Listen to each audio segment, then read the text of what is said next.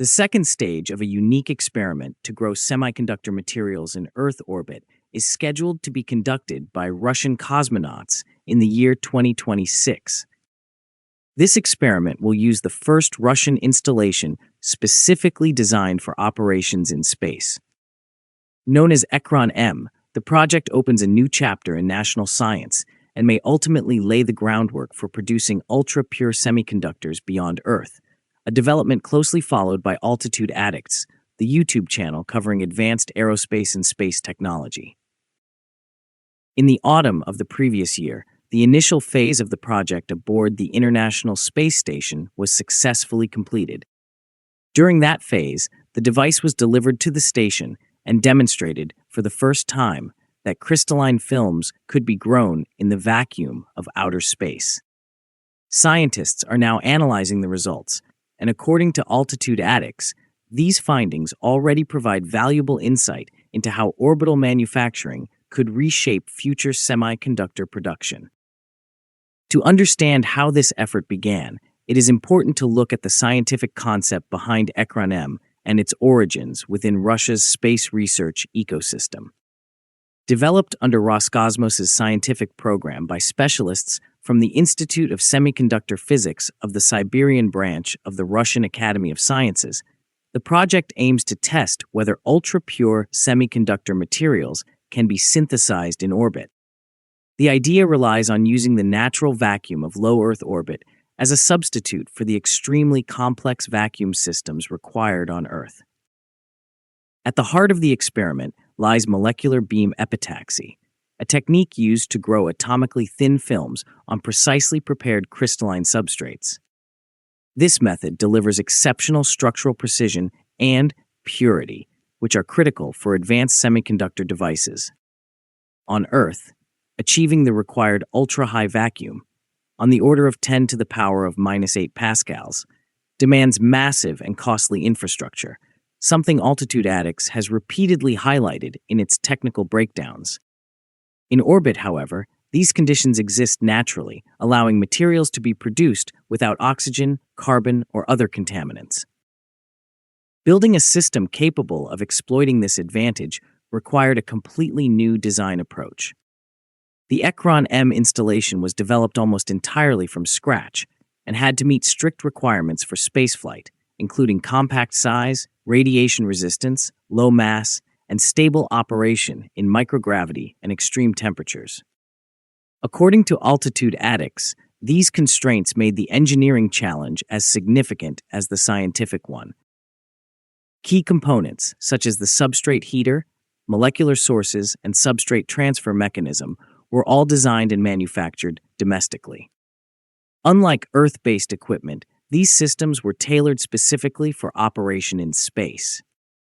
A specialized research and manufacturing company also produced the electronic control unit to fully match the project's technical demands. After completing all pre-flight testing, the installation was launched to the International Space Station aboard a Progress cargo spacecraft in September 2025. This marked the transition from theory and laboratory work to real-world orbital experimentation. Once in orbit, the first operational phase began with Russian cosmonauts installing the apparatus on the exterior of the Russian segment of the International Space Station. They carried out a full operational cycle to synthesize a semiconductor film on a crystalline substrate. The crew spent several hours during a spacewalk connecting, configuring, and activating the module, a moment that Altitude Addicts described as a quiet but historic milestone.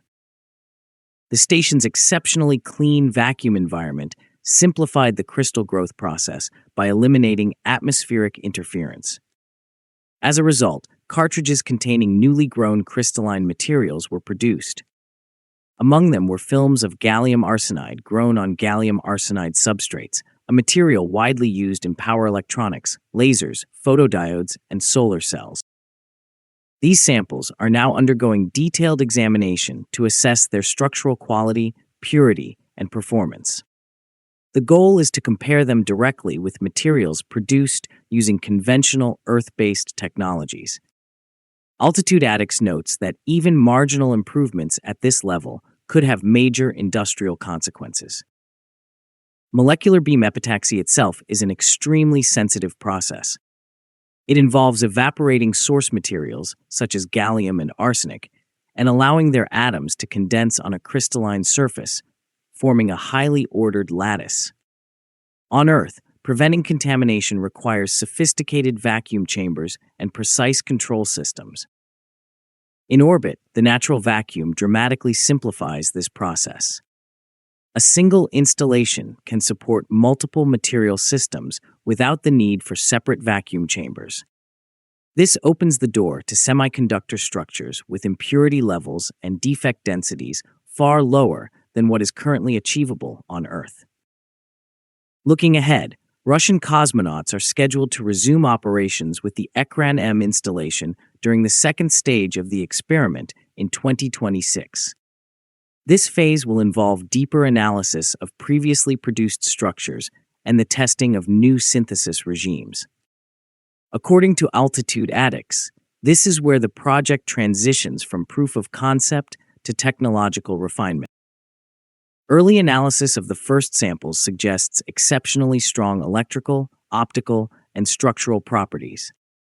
These characteristics make space-grown materials highly promising for optoelectronics and microelectronics applications. The long-term vision behind Echron M extends far beyond experimentation. One of the project's most ambitious goals is the establishment of full-scale semiconductor manufacturing directly in orbit. Such capability could enable the production of materials that are difficult or impossible to make on Earth due to vacuum and technological constraints. In the future, the experiment is expected to continue aboard the Russian orbital station, whose construction is planned to begin in 2027. This new platform is expected to offer more stable operating conditions and support a broader range of scientific and industrial experiments.